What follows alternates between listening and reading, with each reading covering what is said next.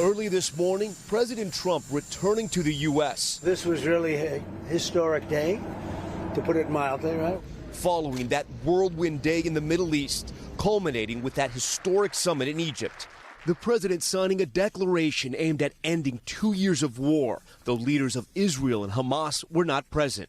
Together we've achieved what everybody said was impossible. At long last, we have peace in the Middle East. Earlier in the day, the president addressing the Israeli parliament, where he was hailed a hero. Part of the ceasefire deal, the release of 20 living Israeli hostages. 20 courageous hostages are returning to the glorious embrace of their families. And these many emotional homecomings. Eitan Moore held captive for nearly 2 years, reuniting with his father. Segev Kalfan with his family again.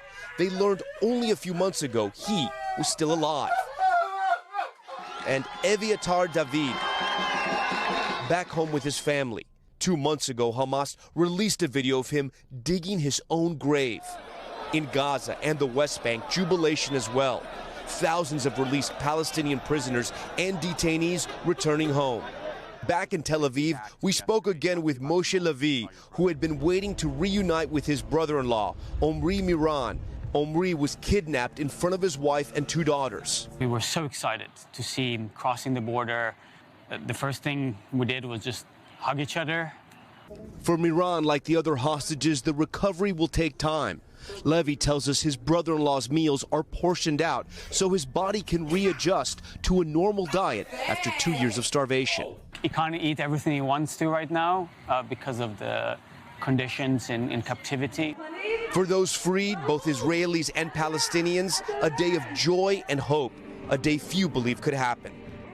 But there are still many challenges and questions, from who will rebuild Gaza to the disarming of Hamas, significant obstacles to a lasting peace.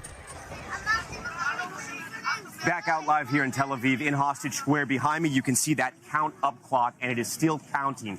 And that is because the remains of the Israeli hostages, either that died in the October 7th terrorist attack and were taken by Hamas, or were killed in captivity when they were there in Gaza, still remain. Hamas has turned over the remains of 4 of those victims, and they have now been identified here in Israel. But there are still 24 outstanding victims still being held by Hamas that Israel says they have to turn over. Craig? Tom Llamas starting us off there in Tel Aviv. Tom, thank you.